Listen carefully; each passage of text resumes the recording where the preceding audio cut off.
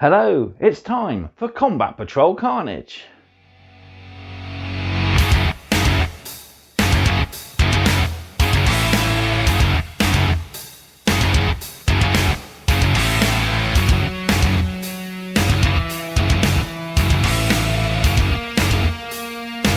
So we're swinging along with issue 4 and on to a couple of pages.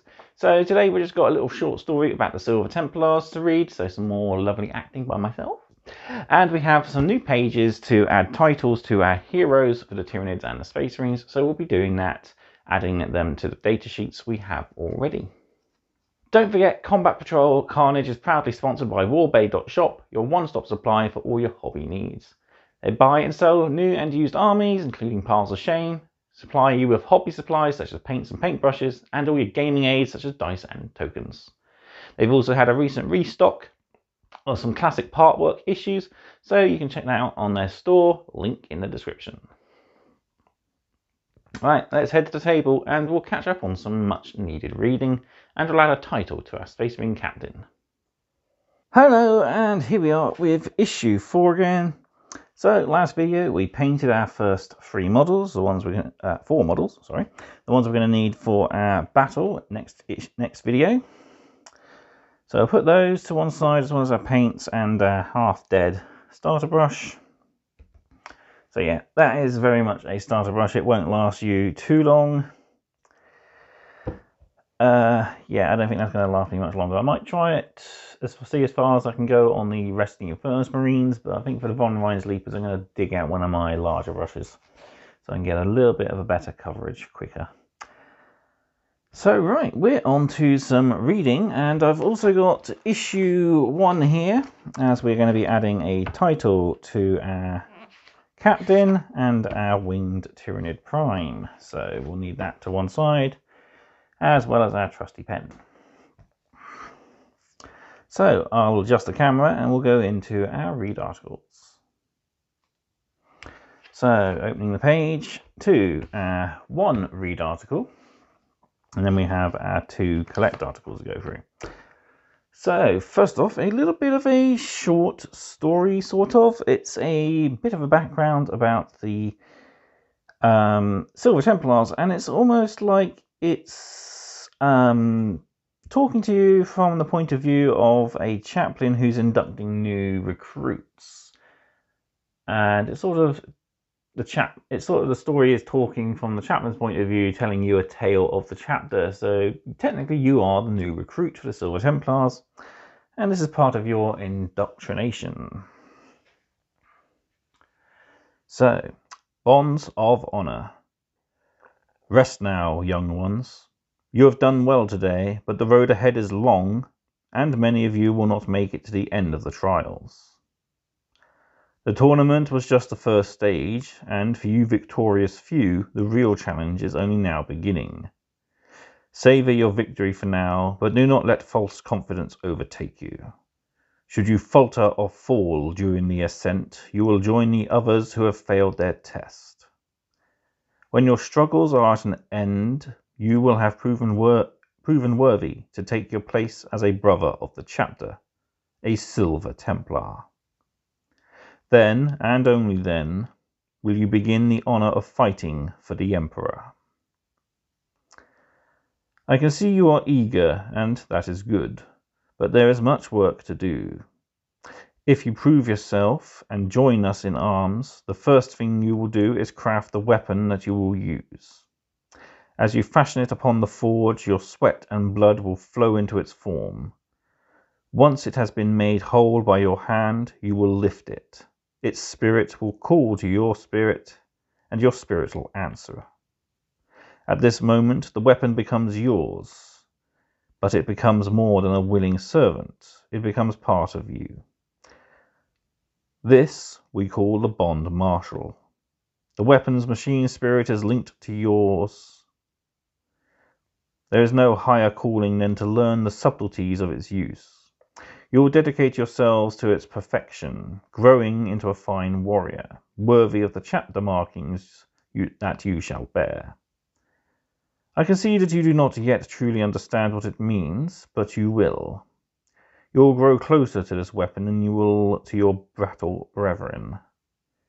Some of the greatest warriors in the history of our chapter have fought and died for their weapon. For a Silver Templar to lose the arms to which they are bonded is to lose a part of their soul. They become a half-person. Dishonored, yes, but worse. It is as though a portion of their very being has been ripped asunder and stolen from them. There is almost nothing that a true warrior will not do to reclaim a bonded weapon. Let me tell you one such tale. When our chapter was yet young, there was a squad led by Sergeant Ascarton of the 3rd Company. His squad were all masters of the Stalker bolt rifle. Even the youngest among them had decades of victories to their name. Sergeant Ascarton's squad fight back the foul warriors of the Death Guard.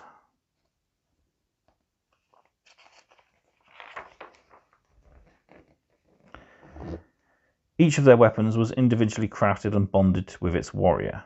During the Plague Wars, they distinguished themselves as marksmen and hunters. The Death Guard of the Plague God Nurgle were no match for Ascarton. His men mowed down those traitorous warriors without mercy. Years later, on the planet Nekfis, Ascarton and his men once again brought glory to themselves and the chapter.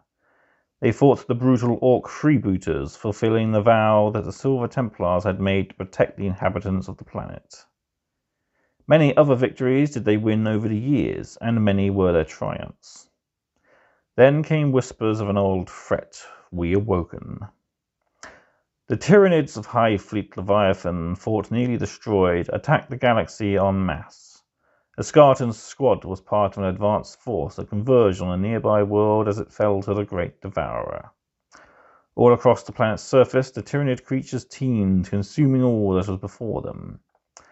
As the Battle Brothers of Ascarton's squad descended towards the planet, a blast of bioplasma was hurled into the path of their ship with colossal force.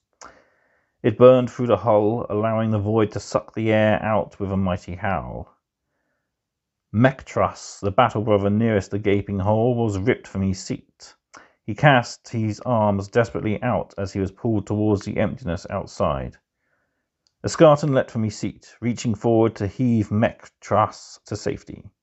As he did so, his prized bolt rifle slipped from its place by his side. To Ascarton, it was his oldest friend. He had made it with his own hands so many years ago and named it Judgment. There he stood, his brother and his weapon each slipping from his grasp. His thoughts struggled for but a second, and then, though it pained him mightily, he reached for Mectras. As the sergeant pulled his brother to safety, his rifle tumbled toward the blackness outside, and in a moment it was gone. Ascarton and his men swore a sword oath at that same moment. They vowed that they would recover the bolt rifle or die in the attempt. Possibly Ascarton hoped to die, and sooner rather than later. Such was the disgrace and the pain that he felt. Mectras was no better, and he felt the deep shame of having lived at the cost of his sergeant's precious rifle. The transport continued on its path towards the planet's surface. As they neared the landing site, they could see that they were headed for an area overrun with the Tyranid menace. They did not hesitate or falter in their approach, for they felt certain that either death or vindication lay ahead, and they did not care which. A84875A132-01, Space Marine Homeworlds. A Space Marine homeworld is the planet that serves as the base of operations for an entire chapter. Its headquarters will be situated on the planet inside a huge citadel named a Fortress Monastery. New Space Marines begin their training there, and chapters often draw recruits on the planet's population. The Silver Templars are one such chapter, and they draw their trainees from their homeworld on Navaris. Consequently, the chapter has taken on many of the values and strengths of the Navarians, such as their skills as weaponsmiths and duelists. So yeah, very nice, interesting look into the Silver Templars and what it means to be a Silver Templar. So hopefully we'll see something like this continue in future issues. And yeah, who knows, we may even see some Silver Templar guides in later issues. I'm not too sure, but I'm going to put a theory out that we might see a bonus 10th combat patrol as part of our premium subscription gifts, and these will be given to us squad by squad throughout the collection, and we'll be painting them as Silver Templars. So yeah, could be, I'm not too sure, that's just a theory. Would be nice. Maybe first off a novel, and then we'll get a character and a squad, then another squad, and then finally our 4th collections bonus, another squad or something to add to it. And then yeah, the paint guides will be given to us for Silver Templars throughout. I mean, that would make sense. We got most of the colours for Silver Templars in the collection. Or who knows, maybe like we did with Stormbringer, we'll have a issue later on around the 40s where it will show us an alternate way of painting the Space Marines if we so choose. But moving on, we've got our new collect articles. So, Space Marine characters. Every chapter is led by a handful of legendary champions, from the captains of each company to vital support officers such as librarians and chaplains. This article provides additional background tables you can roll on to produce titles and heroic origins for your captain, librarian, and chaplain on bike. So, one thing I forgot was we do need a dice, so grab a blue dice from my dice bag. So, we only need to roll for our Terminator Captain, so we'll open up our Terminator Captain page. So, every Space Marine captain earned their position through great deeds. They have proven themselves masters of war in all its forms, marrying personal skill at arms to the ability to get the most out of their soldiers. Use the table below to generate a title and background for your captain. So let's roll. We get 2, so we have Chaos the Indomitable.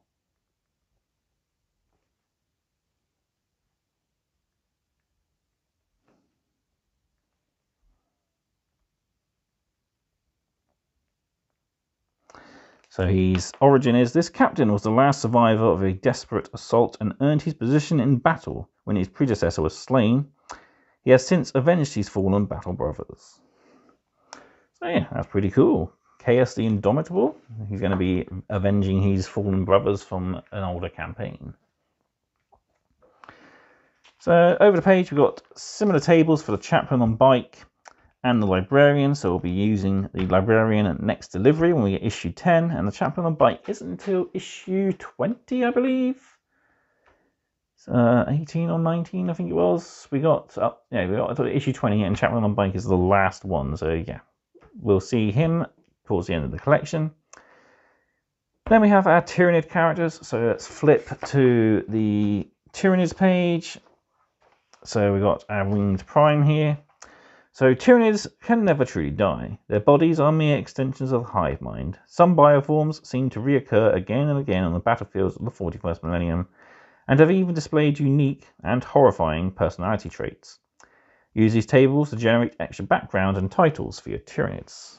So Winged Tyranid Prime.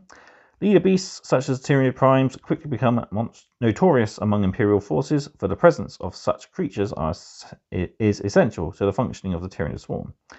Use the table below to find out why your Winged Prime is seen as so dangerous by the Imperium. So the Shifting Shadow 1, also known as It That Kills.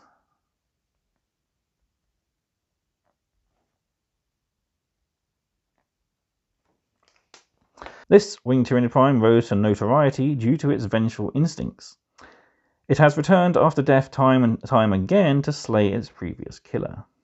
Very awesome. So that's nice. A bit of expansion to our Tyranids.